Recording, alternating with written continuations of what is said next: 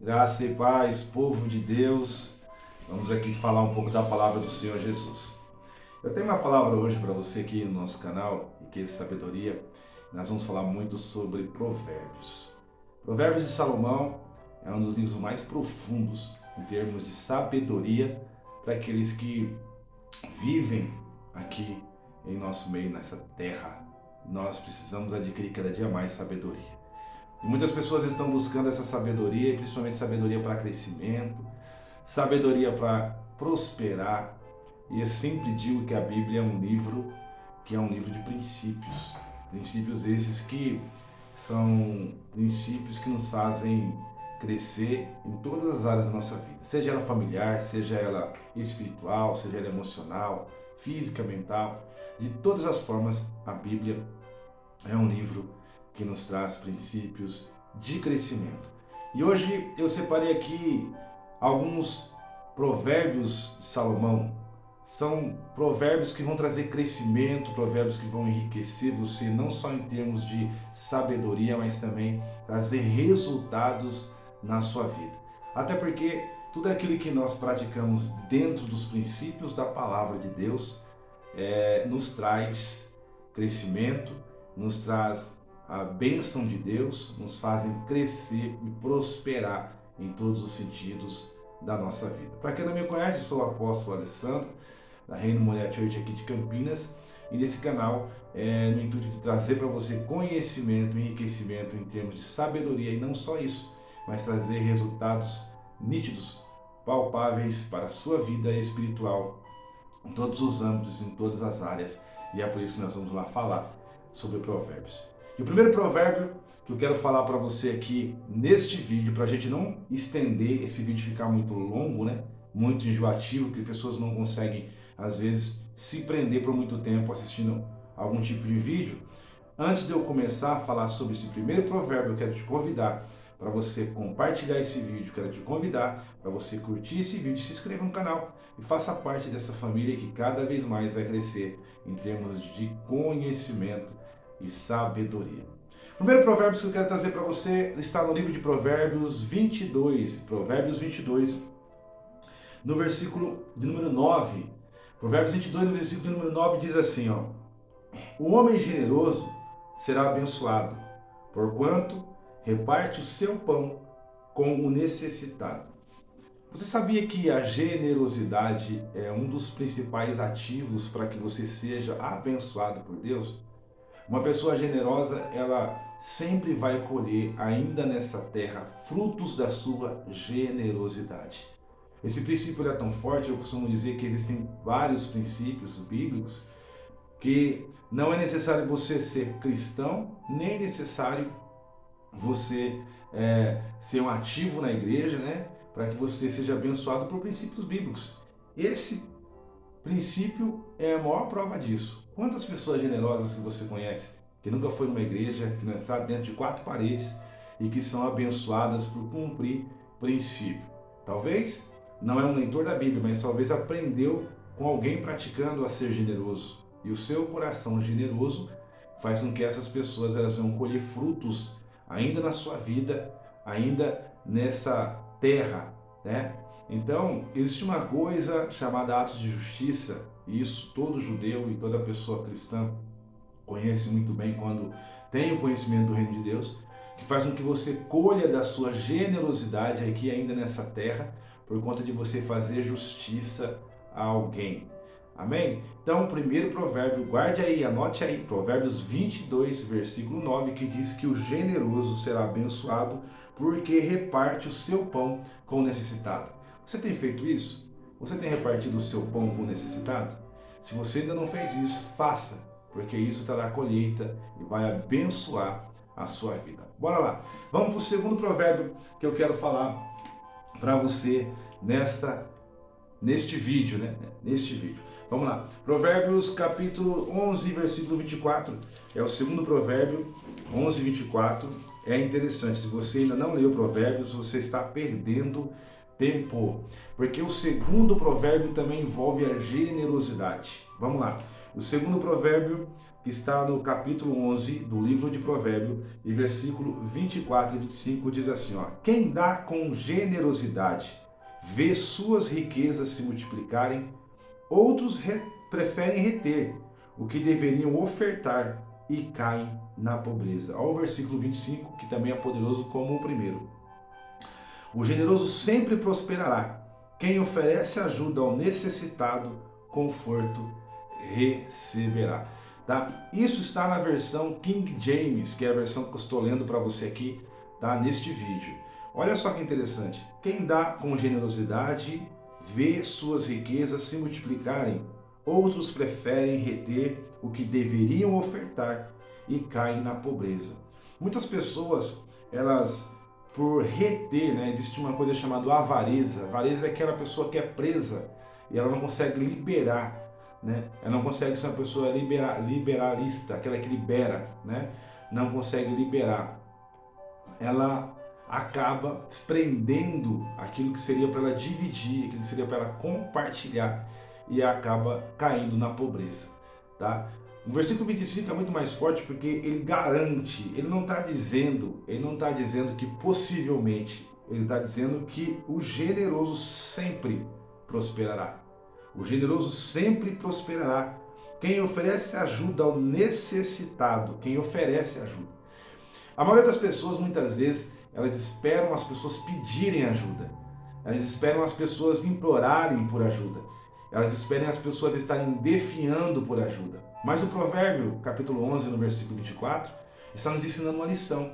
Não é necessário você esperar que alguém implore a sua ajuda, que alguém peça a sua ajuda.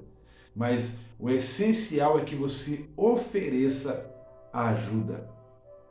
E aqui está dizendo isso no versículo 25. O versículo 25 está dizendo que quem oferece ajuda, né?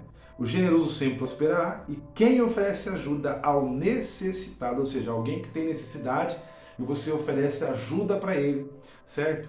Então, conforto receberá. Às vezes, você vai oferecer ajuda para alguém e essa pessoa também não vai querer receber a sua ajuda.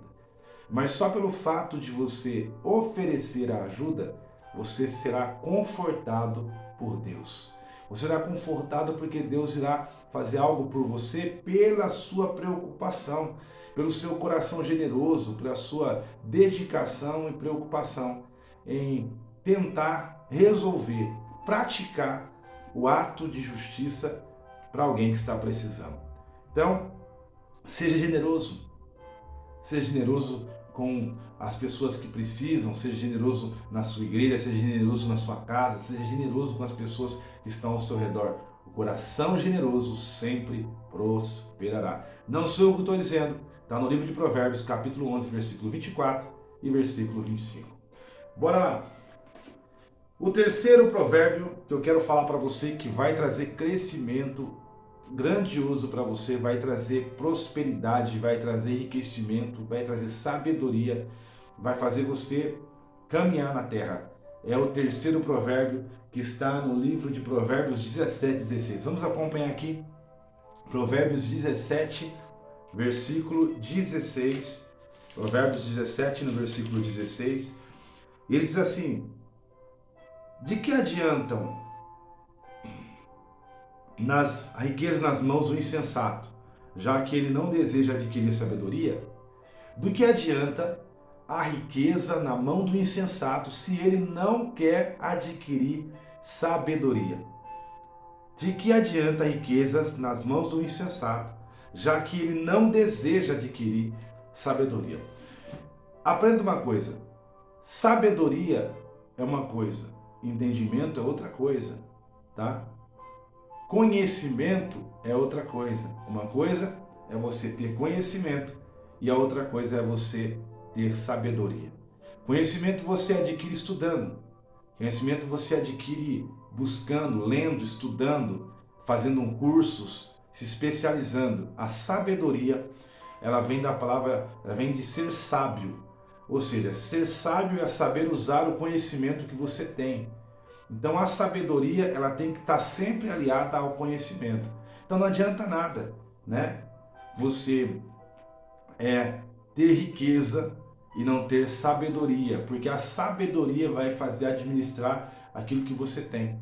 Então, muitas pessoas caem no erro de ter, mas não ser sábio para administrar aquilo que se tem. Então não adianta nada. Para que você possa administrar o que você tem que buscar sabedoria. Você tem que buscar essa ferramenta, tá? Para que você possa permanecer, preservar aquilo que você tem, é necessário você ter sabedoria. Mas é interessante que Salomão, aqui em Provérbios 17, 16, ele está dizendo: do que adianta a riqueza nas mãos do insensato? Né? E por que ele é insensato?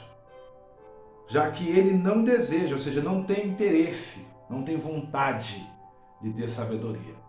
Então, aprenda isso. Talvez ainda algumas coisas não aconteceram porque você não deseja sabedoria para administrar aquilo que Deus prometeu que ia te dar, aquilo que Deus prometeu que ia te entregar. De que adianta a riqueza na mão de insensato se ele não deseja sabedoria? Bora lá que o vídeo está andando, meu Deus.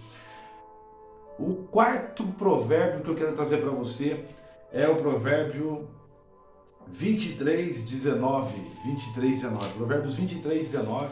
Tá muito bom isso aqui, Provérbios 23:19. Vamos lá, para a gente poder aprender aqui. Provérbios 23:19. Olha lá, tá aqui. Provérbios 16:19 diz assim, ó: ouve, filho meu, torna-te sábio, e dirija teu coração pelo caminho. Não caminho com os que se encharcam de vinho, tampouco com os que se empanturram de comida. Porquanto os bêbados e glutões se empobrecerão, e a indolência os vestirás de trapo. Esse conselho no livro de Provérbios, capítulo 17 a capítulo 23, aliás, no versículo 19 em diante, fala sobre as companhias, as pessoas que você deve andar. Muitas pessoas se perdem em meio às seus bens, às suas riquezas, aquilo que ela tem, aquilo que ela adquire, por andar com más companhias, né? Beberem, andar com pessoas que gastam aquilo que ela tem com aquilo que não é comida, mas com aquilo que alimenta os seus prazeres da carne. Então, é um conselho poderoso. É tão poderoso que está dizendo: filho meu, torne-te sábio, dirige o teu coração pelo caminho. Né? Versículo 19. No versículo 20, não caminhe com os que te encharcam de vinho, não caminhe com aqueles que se embriagam de vinho. Ou seja, não caminhe com pessoas que têm o vício da bebida, não é? Repare, isso daqui não é um conselho para desprezar e não achar que essas pessoas são almas para Jesus, tá? Uma coisa é você evangelizar, ganhá-las para Deus. Outra coisa é você caminhar com elas nos lugares que elas vão, que elas frequentam, nos lugares que elas entram, lugares que elas vão. Então, é necessário a gente entender esse princípio. Aqui em Provérbios, capítulo de número 23, versículo 19 em diante, que está falando sobre não andar com pessoas que se encharcam de vinho, tampouco com aqueles que se empanturram de comida. No versículo 21 é muito mais interessante porque dá o resultado. Porquanto os beberrões, os bêbados e os glutões se empobrecerão e a indolência os vestirá de trapo. Ou seja, gastará toda a sua fortuna com essas coisas que não edificam, com essas coisas que destroem o seu corpo, o templo do Espírito Santo, e que se destroem e destrói até mesmo a riqueza. Muitas pessoas, elas veem aquilo que elas ganharam, conquistaram, o recurso que elas adquiriram, se esvaírem pelo meio das suas mãos por conta do vício. Então, eu como cristão, você como cristão, nós temos que ganhá-las para Jesus, nós temos que evangelizá-las, nós temos que trazê-las para a presença de Deus, mas nós não temos que andar com essas pessoas nos lugares que elas vão, entrar nos lugares que elas entram, fazer parte do cotidiano da vida delas. Muito pelo contrário, nós temos que trazê-las para o reino de Deus, para que mude o cotidiano dessas pessoas e que elas possam enriquecer na presença de Deus. Vamos lá que eu quero falar mais um pouquinho. Outra coisa, um conselho interessante dentro do provérbio 17, 23, 19 a 21. Quer ser bem-sucedido e próspero? Se cerque de pessoas bem-sucedidas. Quer ser bem-sucedido e próspero? Se cerque de pessoas bem-sucedidas. Não de pessoas que se destroem. Pessoas que se destroem, vai destruir você também. Então, quer ser abençoado, próspero, quer ser, bem-sucedido, ande com pessoas bem-sucedidas, mentes evoluídas, mentes abertas, pessoas que querem crescer, tá? Isso daí. Bora lá.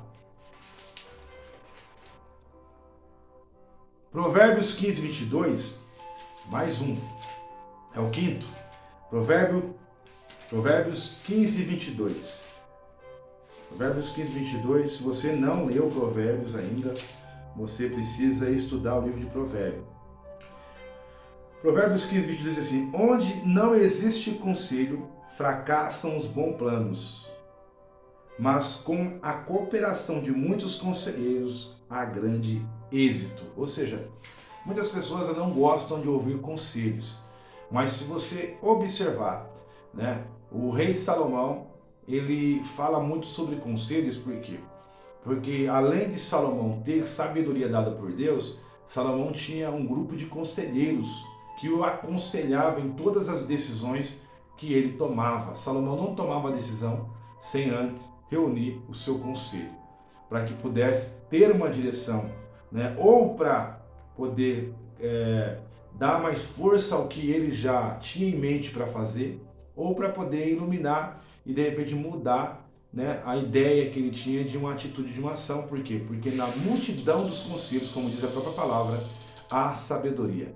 Na multidão dos conselhos existe sabedoria. Então, é necessário você aprender a ouvir conselhos. Só que conselhos você não ouve de qualquer um. Conselhos você só ouve de especialistas. Conselho você ouve de pessoas capacitadas, tá? Pessoas que têm experiência na área a qual você quer esse conselho. Se você quer ser um grande empresário e você quer ser bem-sucedido como empresário, obviamente que você vai pedir conselho para um empresário bem-sucedido, alguém que venceu na área que você quer vencer. Você não vai pedir conselhos ou buscar conselhos de pessoas fracassadas na área que você quer ter um crescimento.